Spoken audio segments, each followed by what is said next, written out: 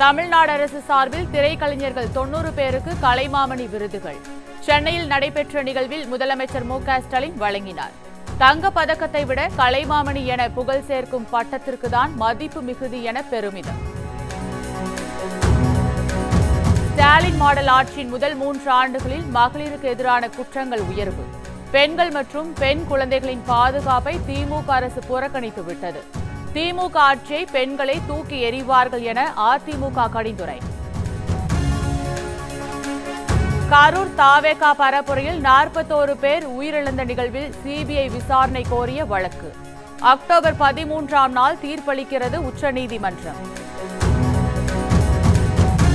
முதலமைச்சர் வேட்பாளர் என எடப்பாடி பழனிசாமியை தூக்கி சுமக்கிறார் நயினார் நாகேந்திரன். டிடிவி தினகரன் குற்றச்சாட்டு. எடப்பாடியை இறக்கிவிட்டு சென்றால் நயினாரின் பயணம் இன்னும் வேகமாக இருக்கும். விஜய் ஒரு விலை உயர்ந்த செய்தி வாசிப்பாளர். 3 கோடி ரூபாய் மதிப்புள்ள பேருந்தில் சென்று செய்தி வாசிப்பதை போல் பேசுகிறார். நாம் தமிழர் சீமான் கடிந்துரை. தில்லியில் ஆப்கானிஸ்தான் அமைச்சரின் ஊடக சந்திப்பில் பெண் பத்திரிகையாளர்கள் புறக்கணிப்பு எதிரொலி. செய்தியாளர்களுக்கான நுழைவு ஒப்புதல் அட்டைகள் குறைவாக இருந்ததே காரணம். வரும் காலங்களில் பெண் பத்திரிகையாளர்கள் பங்கேற்பை உறுதி செய்வோம். தாலிபான் அரசு செய்தி தொடர்பாளர் விளக்கம்.